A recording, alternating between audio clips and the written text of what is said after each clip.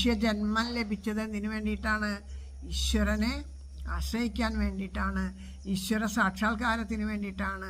അപ്പോൾ അതുകൊണ്ട് ആ നല്ലത് ആരാണ്, നന്മ പറയുന്നവൻ ആരാണ്, തിന്മ പറയുന്നവൻ എന്നൊന്നും നമുക്കറിയില്ല. അപ്പോൾ അതുകൊണ്ട് എന്ത് വേണം?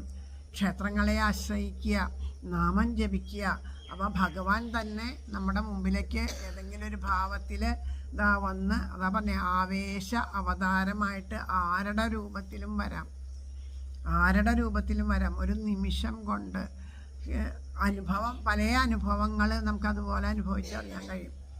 ഒരിക്കലും ഇതുപോലെ ഒരു സമയത്തും വല്ലാണ്ട് സങ്കടമായിട്ട് മനസ്സ് വല്ലാണ്ട് വിഷമിച്ചിരിക്കുന്ന ഒരു ഇത് ചില സമയത്ത് നമുക്ക്, ഇപ്പോഴൊന്നല്ല കേട്ടോ, കുറച്ച് വർഷങ്ങൾക്ക് മുമ്പാണ് വല്ലാണ്ട് മനസ്സ് വിഷമിച്ചിരിക്കുക. അപ്പോൾ അച്ഛൻ ആ സമയത്ത് കോഴിക്കോടുണ്ട്, അച്ഛനും വലിയ പ്രയാസമായിട്ടിരിക്കുന്നു.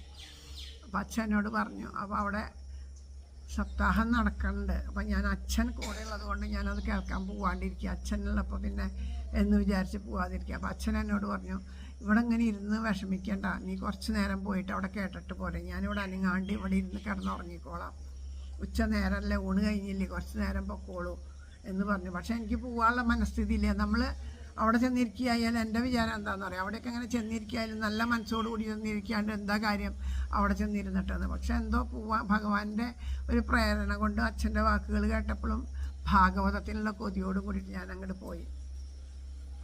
അവിടെ ചെന്നിട്ട് അപ്പോഴും അവിടെ ചെന്ന് ഞാൻ അവിടെ തൂണുമ്പോൾ അങ്ങനെ ചാരി ഇരുന്നത് ഇങ്ങനെ കേൾക്കുന്നുണ്ട്. ഞാൻ അവിടെ ചെന്നപ്പോൾ പറയണ ഭാഗങ്ങളെന്ന് വിചാരിച്ചാൽ ഏതോ ഒരു അതുപോലൊരു ഭാവമായിരുന്നു പറഞ്ഞുകൊണ്ടിരുന്നത്. അപ്പോൾ അത് കേട്ടപ്പോൾ എനിക്ക് എൻ്റെ എല്ലാ നിയന്ത്രണങ്ങളും വിട്ടിട്ട് കണ്ണിങ്ങനെ നിറഞ്ഞൊഴുകാൻ തുടങ്ങി. അങ്ങനെ നിറഞ്ഞൊഴുകാൻ തുടങ്ങിയത് ഭാഗവതം കേട്ടിട്ടുള്ള ആ ഭഗവാന്റെ കാരുണ്യത്തിനെ പറ്റിയിട്ട് ആലോചിച്ചിട്ട് ആർദ്രമായിട്ടല്ല, എൻ്റെ ദുഃഖം ഉള്ളിൽ കെട്ടിക്കിടക്കേണ്ട ആ ദുഃഖമാണ് ഒഴുകണത്, അല്ലാണ്ട് ഭാഗവതം ആസ്വദിച്ചിട്ടല്ല. അത് എനിക്കും ഭഗവാനും മാത്രമേ അറിയുള്ളൂ.